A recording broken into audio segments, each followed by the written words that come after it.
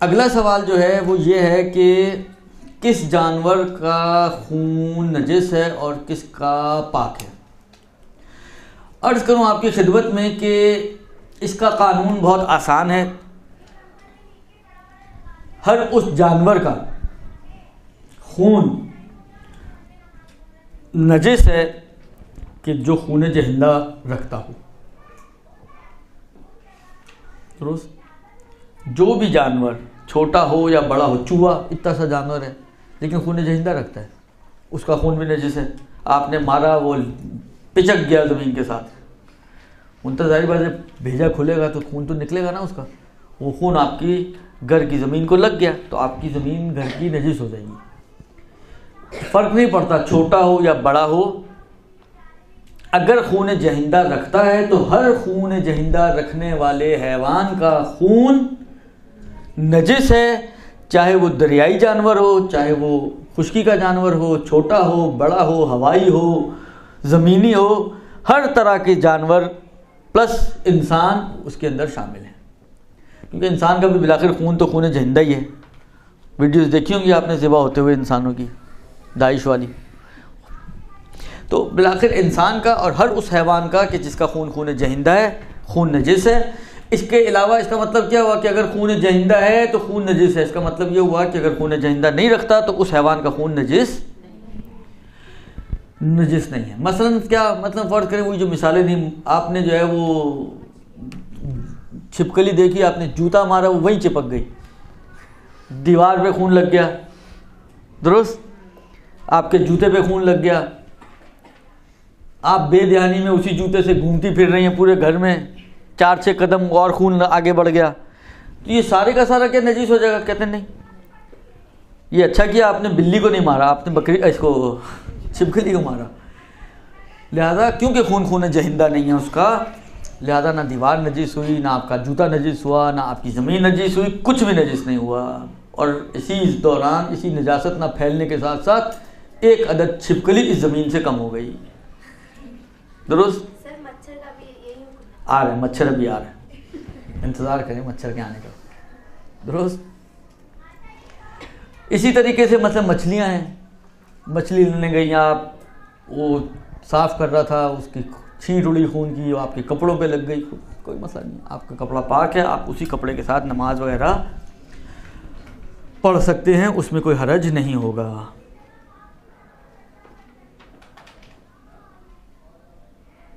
इसके बाद एक अहम मसला है जो अच्छा मसला है, मुफीद मसला है, लेकिन हमारे माशरे के हिसाब से वो थोड़ा सा गड़बड़ मसला हो गया। एक बेनिफिशियल मसला जो हमारे माशरे की जो सिस्टम है उसके तहत वो आपके लिए बेनिफिट तो अलग है, वो उल्टा नेगेटिव हो गया, नुकसानदेह हो गया आपके लिए। वो मसला क्या है? वो मसला ये है कि जब भी किसी हैवान को ज़िबा किया जाता है, शरई ज़िब, तो जब उसको ज़िबा करते हैं, जो खून जहिंदा रखने वाले हैवानात हैं उनका खून उछल के निकलता है, ठीक है।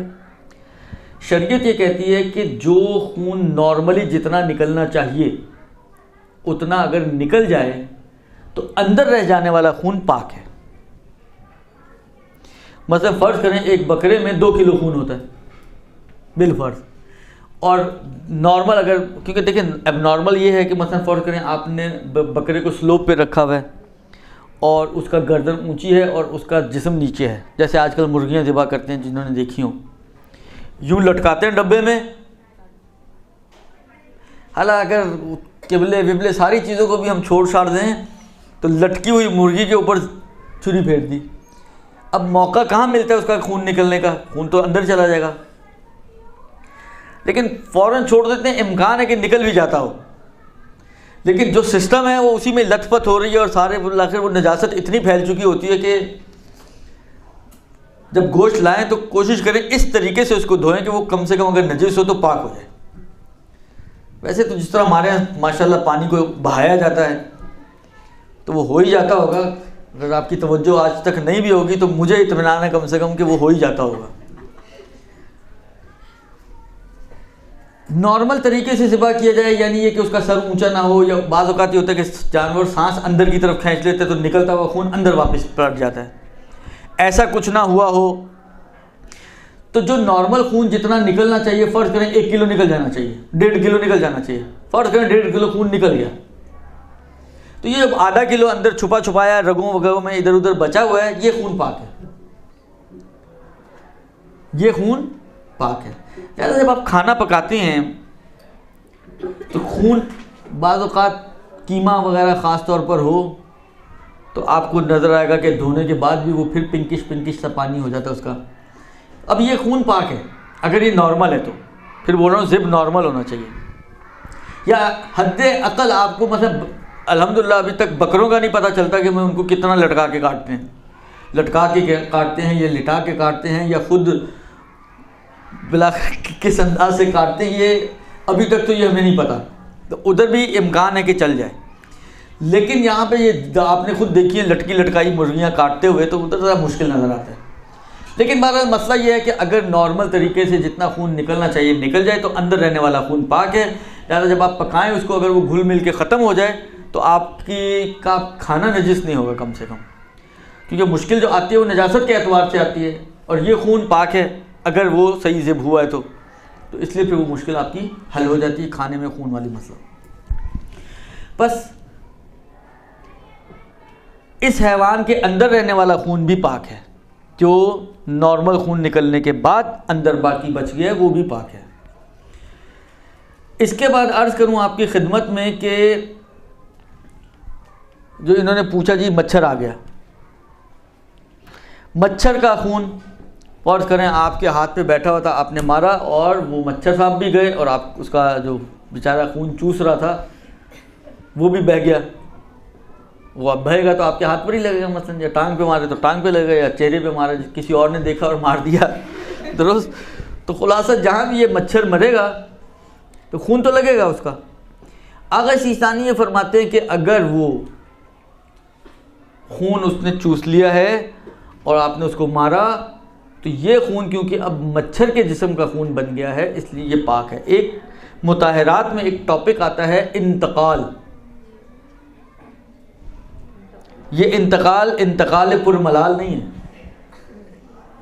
कि जो हर दूसरे दिन आप देखते हैं कि कई पट्टियाँ चल रही हैं और कोई बैनर्स लगे हुए हैं और कोई तस्वीरें लगी हुई हैं, ये वो वाला इंतकाल नहीं है। वो इंतकाल यही वाला इंतकाल है कि एक खून, उधर भी इन्होंने यही मिसाल दी है, एक खून जो इंसान का खून था और नजिस खून था वो मुंतकिल हो जाए एक ऐसे जानवर के जिस्म में कि जिसका खून पाक होता है, तो अब वो उसके जिस्म का खून बन गया मुंतकिल होने के बाद, तो ये ऑटोमेटिकली इस इंतकाल की वजह से ये खून पाक हो जाएगा। लिहाजा मच्छर को मारेंगी और उसमें से खून निकलेगा तो वो खून आगा सिस्तानी के और दूसरे फ़ुक़हा का भी मसला है, लेकिन कुछ थोड़ी सी प्लस माइनसेस हैं लेकिन इनमें इतनी नहीं है, तो वो खून आप ऑटोमेटिकली आपका पाक शुमार होगा और आपका हाथ नजीस नहीं होगा। बिरहमतिक या अरहमर राहिमीन व सल्लल्लाहु अला मुहम्मद व